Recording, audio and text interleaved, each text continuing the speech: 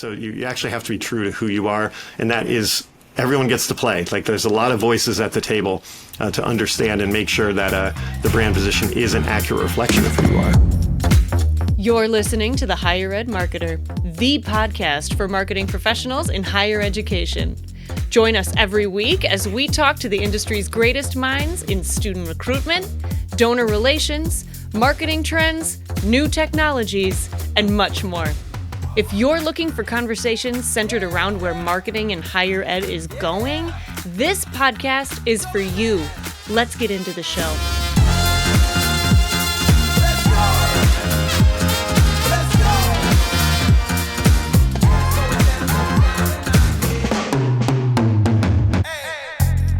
Welcome to the Higher Ed Marketer Podcast. My name is Troy Singer with Ring Digital, with my good friend and co-host Bart Kaler of Kaler Solutions. And today we have a very interesting and intriguing conversation with Michael Thomas of Pepperdine University. And if you know anything about what's been going on in California, the fires have been very prevalent.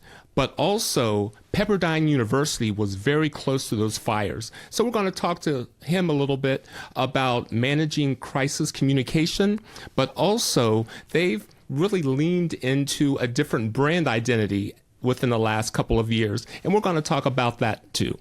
Yeah, I've really enjoyed this conversation. I think just the practicality that you can walk away with all the entire conversation. I mean, both from a crisis comms area as well as an authentic brand area.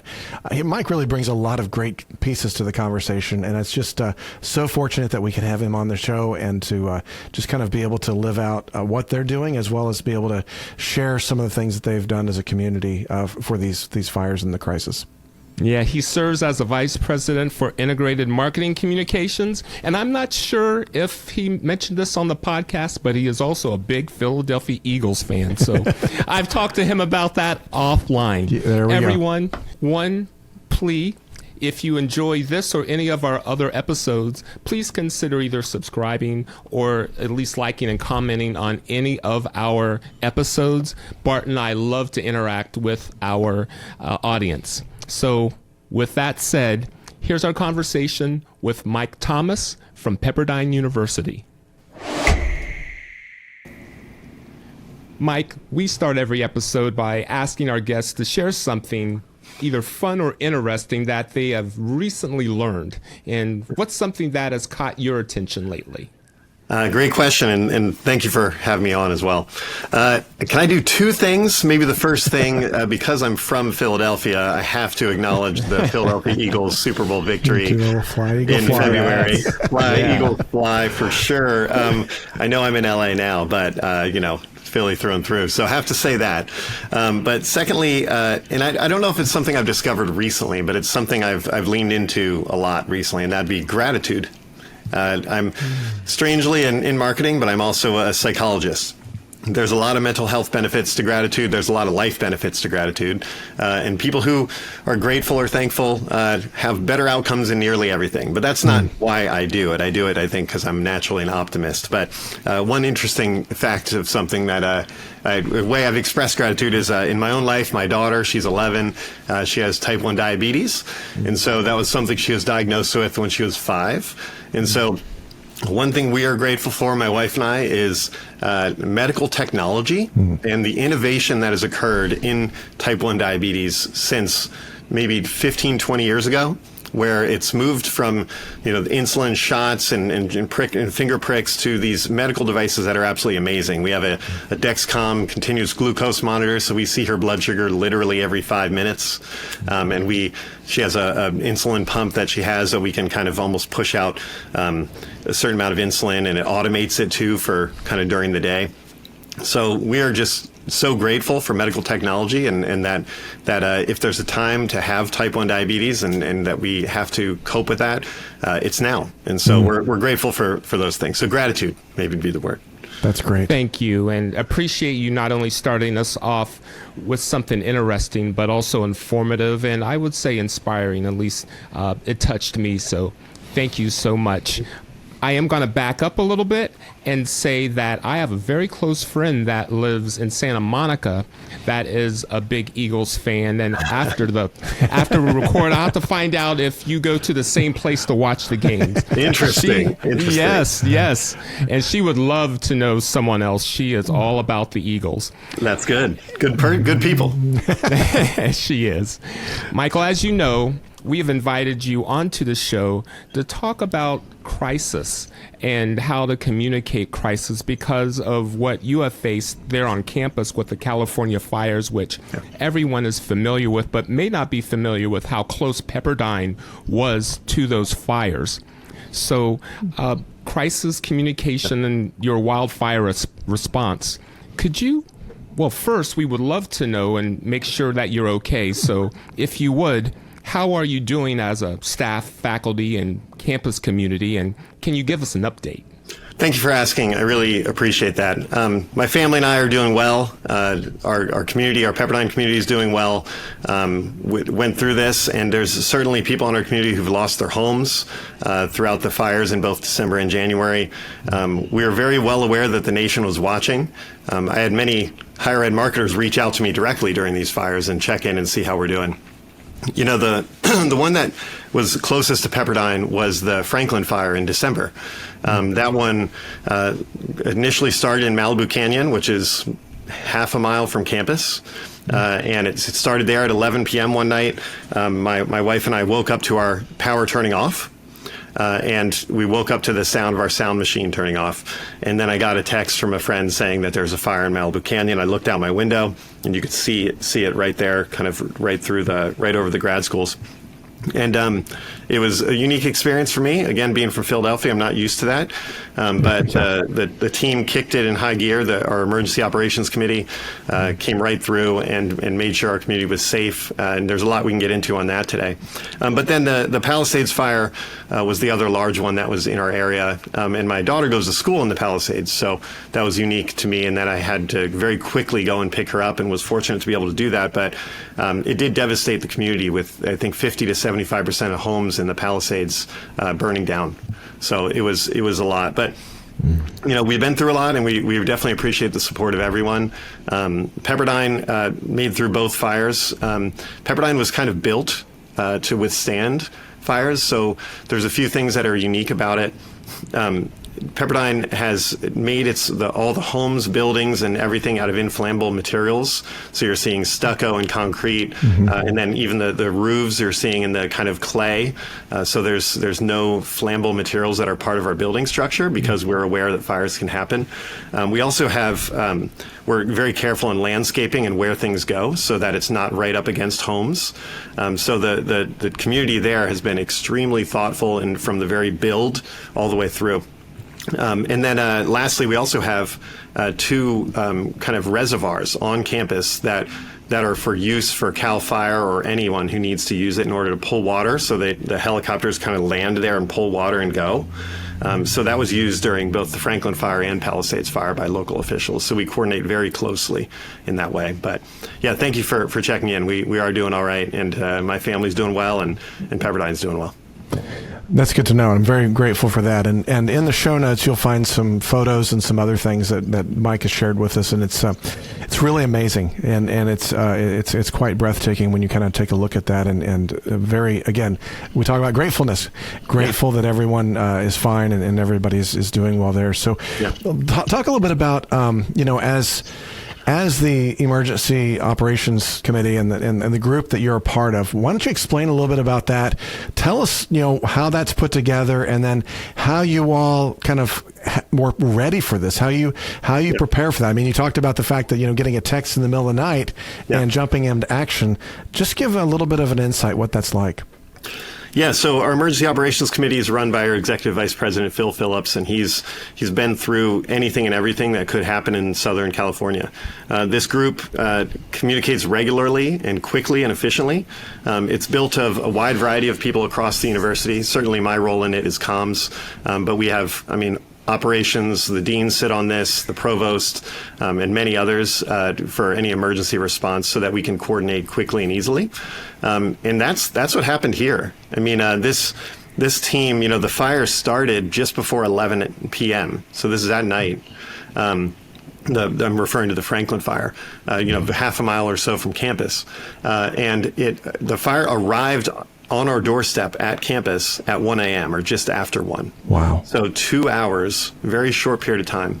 Now, in that time, the EOC had sent out multiple emergency messages to our entire community, and worked closely with HRL, Housing Residence Life staff, to ensure that students got to safety where they needed to be. I will make one interesting note about Pepperdine. Pepperdine shelters in place. So we have 3,000 students, faculty, and staff who may be on campus at any given time.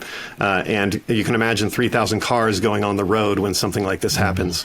So we've worked with the authorities in the area to establish a shelter-in-place protocol.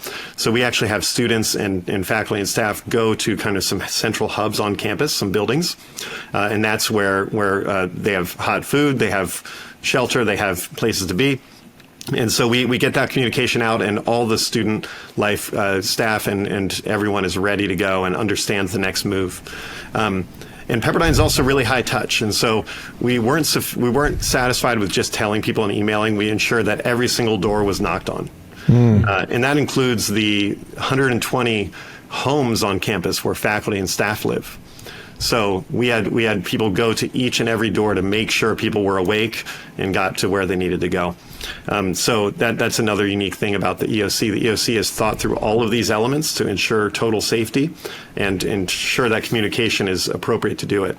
And then I'll also note that parent communication is really important to us as well. Right. So we actually have a parents program where parents can sign up for different communications, but we also make sure to post on social media. We can get into this a little bit more, but so that the broader community is aware of what's happening. So if they can get information in case things kind of go down, in case power or other items go down. But this was important for us to communicate quickly and efficiently. And one thing I'll also note, our primary concern is safety and making sure people are safe and as quickly as possible. But there's a clear secondary concern of ours that we think these are humans and people are more than just their physical safety. They're also their emotional safety. Right. And so you can be safe and feel like you're not. Or in this case, we wanted to make sure our community understood the preparation and execution that's been done ahead of time. And so we wanted to actually have them feel safe as well as be safe. Mm-hmm. And also that helps with, I'm a psychologist, right? So we didn't want to have core memories attached to this that are fear-based. And so we wanted to make sure people understood that, hey, not only are you safe, but we are going to communicate with you frequently. We're going to keep you up to date on everything. Transparency was very important to the EOC in any case like this. Making sure that students have responsiveness. The president's, our first lady was with the students at all times during this process, by the way. So everyone's in this together. The president would go and give updates. We would do this together. And so we weathered this as a community. So, well, one of the things I want to point out that I really find interesting, I mean, certainly people can say, oh, well, Pepperdine, that's right there. You guys are in the heart of the fire country. But that's not all this EOC is for. I mean, this is campus shooter type stuff. You guys are prepared for anything. Yeah. And I think that's what I want to kind of help everybody stop and pause to hear, because everybody needs to have this level of preparation, as well as this attitude of not only making sure people are safe, but making them feel safe. So maybe touch on that a little bit, because I think that's a comm strategy that I think everybody needs to understand a little bit more. Yeah, you're absolutely right. The EOC responds to any and all crises that the university encounters, and we prepare for any and all crises. And included in that, by the way, is prepared messaging in case something could happen that can serve as a starter, so that we can get communication out in case of emergencies more quickly to our students, faculty, and staff. We have Everbridge software that can get it out extremely quickly to both text, phone, email all at once. And in cases where it's not as time sensitive, we'll send email through our normal systems.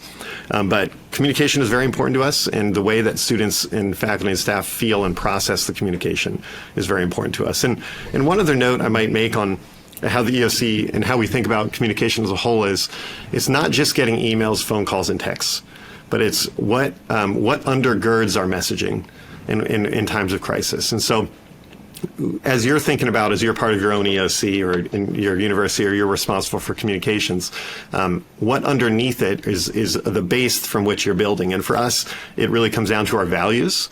If you're a marketer, you may say brand values, but I would say kind of core university values. And for Pepperdine, there's a few that we talk about specifically here, and that would be preparation, execution, and faith.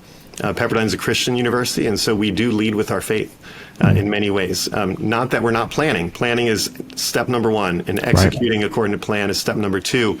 But faith and how we speak hope in any circumstance, and how we speak care in any circumstance is very important to us. So one example might be, during this time, as we had the initial emergency communications go out that are more tactical in describing what to do, we also had the president wrote several letters specifically to our community of encouragement and hope, and both praising the community for their response, but also offering and instilling hope in a case where people may feel fear or uncertainty.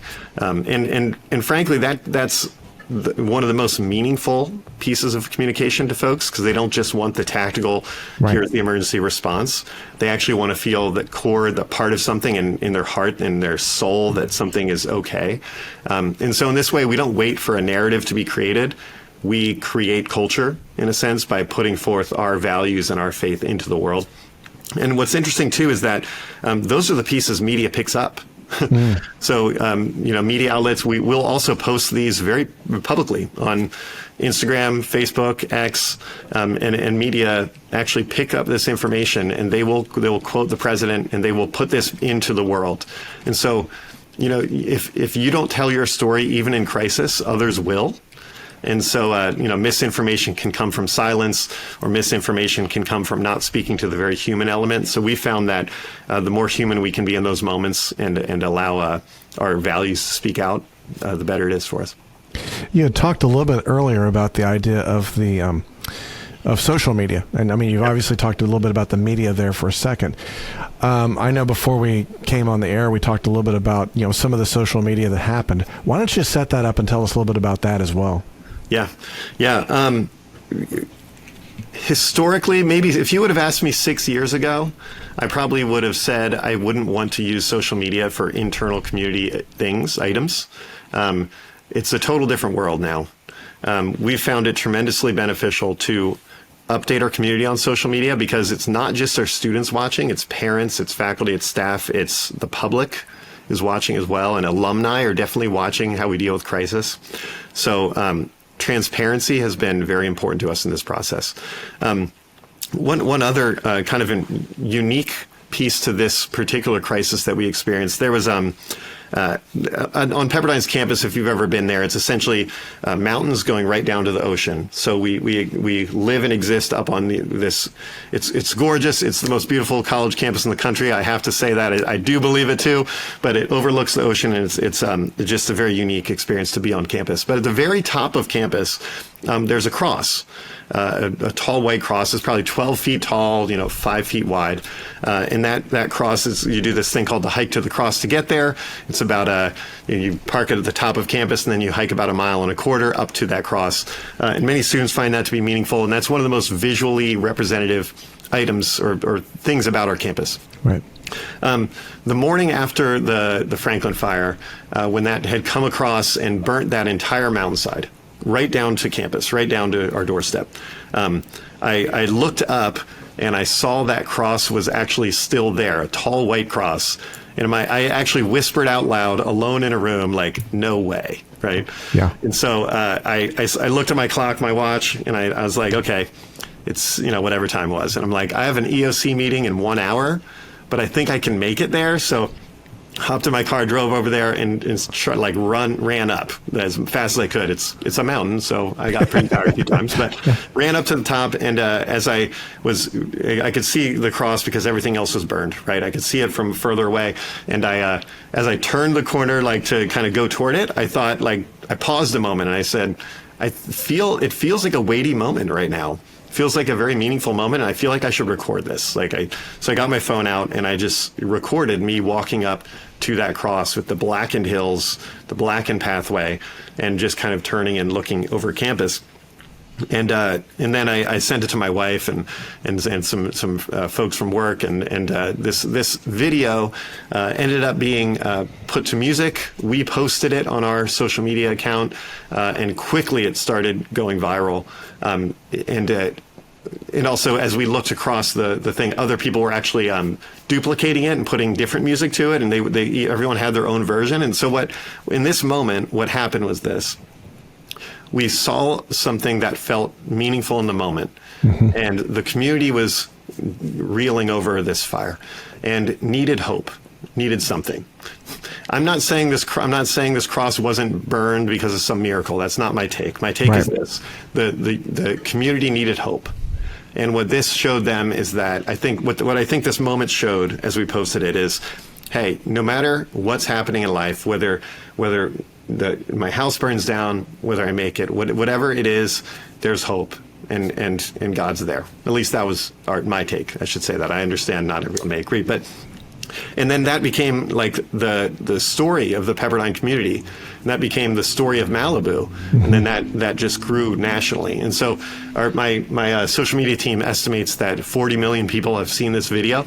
Wow. Just very unique and I think it's because it touched on a moment, and it created culture. It filled a narrative with hope, and that people needed at that moment. And there's some then when I went back down to the EOC teased me because I was wearing shorts in the meeting, but I showed them, no joke, they did. They said, shorts to the EOC, very brave. But I showed them, I showed them why I was wearing shorts. I didn't have time to get changed. And I showed them the video, and then everyone in the room was silent. Like we felt it. We knew there was something there, and it was beautiful. And then, interestingly enough, there are some local celebrities and folks who shared it. Khloe Kardashian shared this to her Instagram account. She's the 10th most followed person on Instagram, and she felt connected enough to that moment that it felt that she wanted to, this is how I would read it, personally share this as part of who I am. And if that's not leading with who you are and values and meeting the moment, I don't know what is. So again, that was the team just thinking through this stuff. But I do think meeting the moment and with a narrative that brings hope is so important. And it's not your typical work in a typical EOC where you're just sending out emergency messaging. This is like soulful work and connection to what the community needs to hear. So, yeah, that's great. I love that story, and I appreciate you sharing that. And just a reminder, in the show notes, there's a video. That video is going to be listed there with their Instagram. You can take a look at that and experience that for yourself.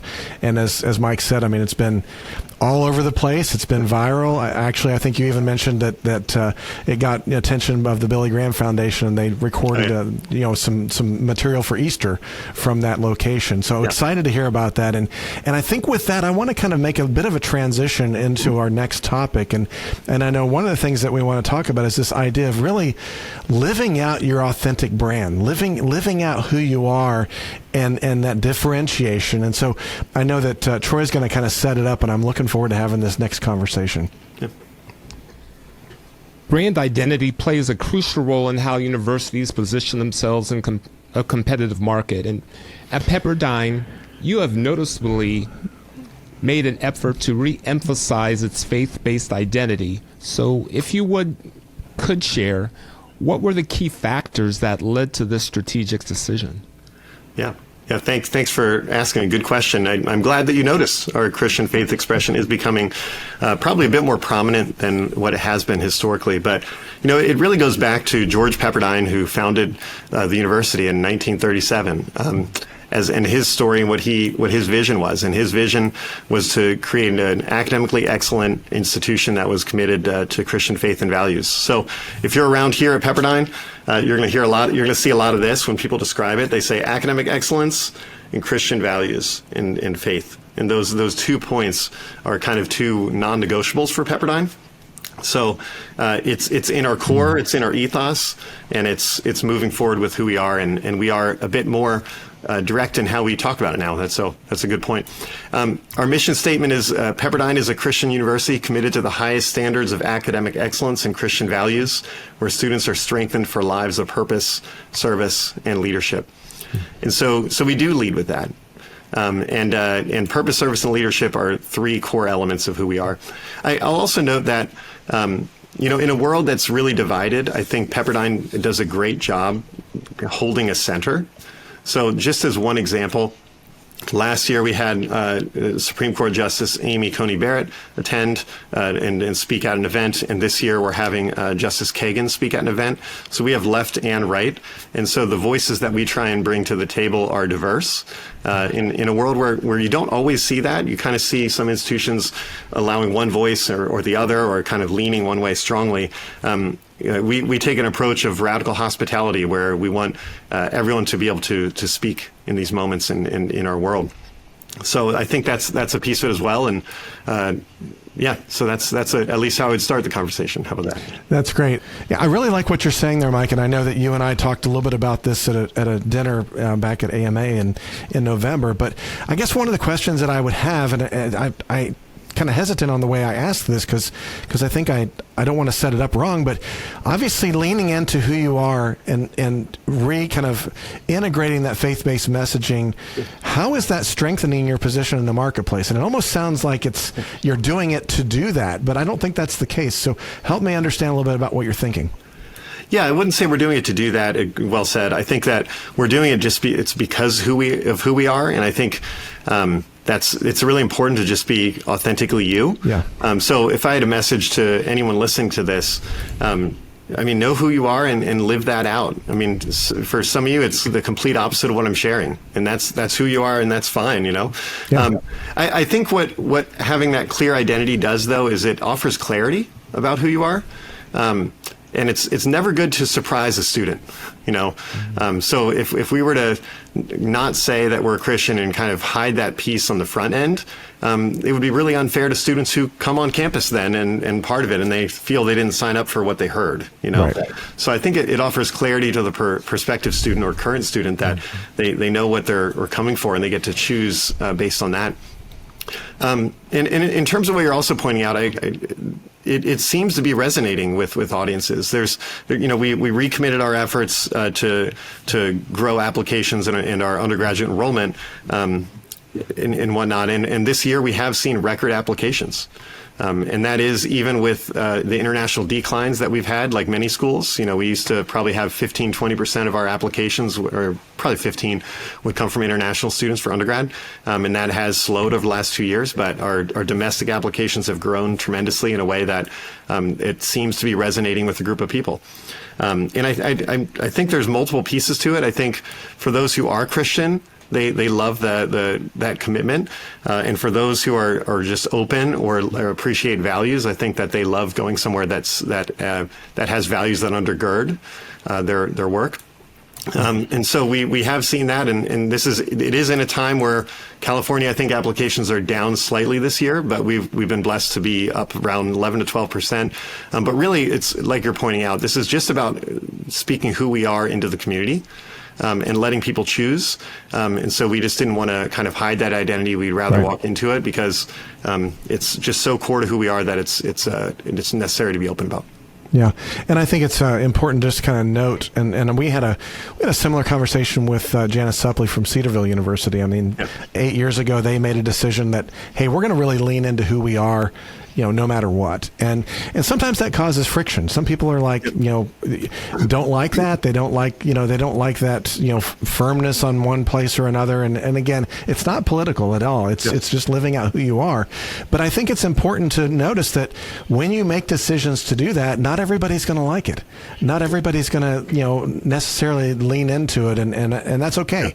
And that's okay. And I really appreciate how you guys are living that out. So as you are kind of doing that, I mean, certainly the apps that you talked about are one metric that you can say, hey, it seems like we're kind of communicating well, and those folks that are looking for this are responding. But are there other ways that you're kind of using metrics to kind of gauge the effectiveness of how you're rolling out this new messaging and brand? Yeah, that's a good question. In terms of metrics that we're looking at, I mean, certainly the things we mentioned, inquiries, applications, or things like that. But we're also recently started doing a brand pulse survey just to see kind of sentiment and how people see and understand and think of us. And then I actually find word of mouth in this case, though it's anecdotal, to be tremendously interesting. I think you get a lot of pieces from what you're hearing when people see and resonate with your message. And as you pointed out, not everyone will, right? I do think, as marketers, especially with the enrollment cliff that we're encountering, I think that there's a lot of people who really want to be everything to everyone. And I just don't think that strategy can work. And so you're right. Not everyone is going to resonate with this message, and that's great. I want them to go somewhere that works for them, right, that they find be meaningful. And I hope there are universities that, and I know there are because I know many friends in the field who exactly, are very different models, and they do it this way, but they're also authentically themselves. I think now is the time for authenticity. Like, you cannot be everything to everyone. And by the way, when you're thinking through brand positioning, it has to be true. Like, don't land on a brand identity that isn't true. Right. So if your community and the university is like, no, we're not, that's not who we are, and we try and force that, that's simply not the case. So you actually have to be true to who you are, and that is, everyone gets to play. Like, there's a lot of voices at the table to understand and make sure that the brand position is an accurate reflection of who you are. So that's key too. People think, a new brand, something new and fancy that we'll push out there that's different than what we are.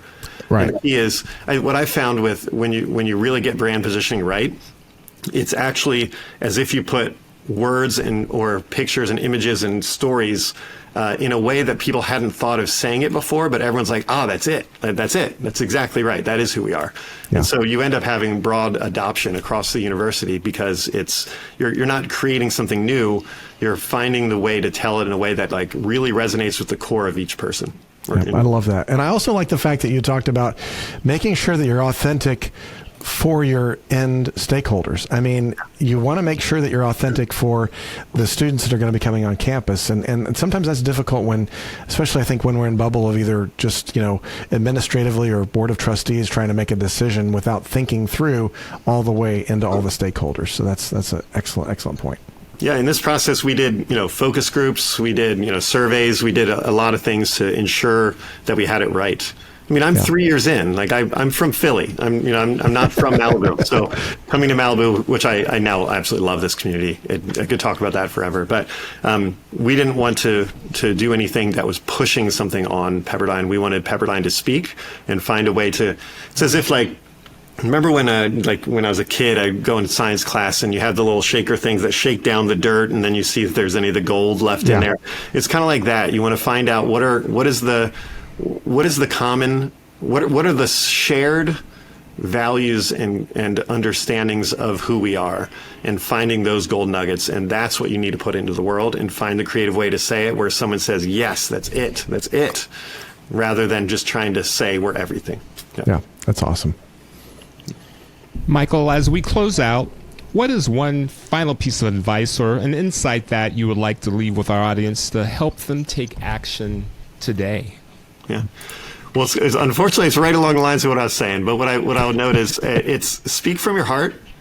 Authenticity over curation will be much better for everything that you do. It's more fun to speak from the heart, and the brand heart is what I'd say, than it is to try and curate and make sure you have the right word here, the right thing there.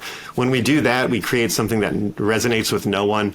So instead of that, go with your gut. You know the brand. You know who you are as a university. Walk that out confidently, and understand that people will respond to that. So authenticity, walk it out. Great. Thank you. Certainly nothing to be unfortunate. We are fortunate that you shared that and that you've been a guest of the Higher Ed Marketer podcast. So everyone, we've been talking to Michael Thomas, Vice President for Integrated Marketing Communications at Pepperdine University. And Mike, for someone that would like to continue the conversation with you, what would be the best way for them to reach out to you? Sure, and thanks for having me on, Bart and Troy. Thanks so much. The best way would probably be just to reach out on LinkedIn. Mike Thomas, of course, you're going to find me so easily. Probably Mike Thomas Pepperdine, and you'll be able to catch up. I'd be happy to chat with anyone. Wonderful, and I'm sure the ones that would like to get to you will find you. So thank you again for being a guest on the podcast. Bart, your final thoughts. Yeah, thanks, Mike, so much. And we will put the LinkedIn, we'll look it up for you, and we'll put it in the show notes as well. But I'm just really pleased to have this conversation. It's something that I've been looking forward to for a while. I'm just grateful for just the safety of Pepperdine to begin with, but also just being able to learn from what they've experienced and how they've prepared for living in a place that they are living. I mean, living right there with that constant threat of wildfire. And so really appreciate Mike kind of navigating that, as well as just sharing how some of that, I really appreciated the idea of not just focusing on people's physical safety, but also just their mental and spiritual safety as well. Just how can you make sure that everybody walks away with not a traumatic experience, but one of hope, and so that was encouraging. And then really enjoyed the conversation of just kind of leaning into the authentic brand identity, really digging down to figure out who you are as an institution, and being bold and courageous enough to live that out and be who that is to draw those right students that are going to be good mission fit students to you. So, Mike, thanks again. It's been a pleasure having you on the show. Absolutely. Thank you so much. Our podcast is powered by Bart's company, Kaler Solutions, your go-to partner for higher ed mission fit marketing strategies, enrollment, and branding needs, and by the company that I represent, Ring Digital, your ad targeting experts for higher ed, putting you in front of your specific prospects and inquiries with provable, measurable increases in lift and yield. Again, everyone, wishing all of you happiness and success in higher ed.